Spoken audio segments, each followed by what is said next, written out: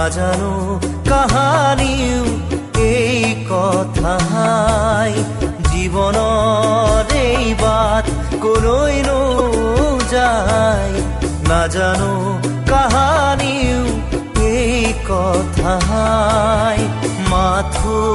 সেই পথ যিছুৱে জানে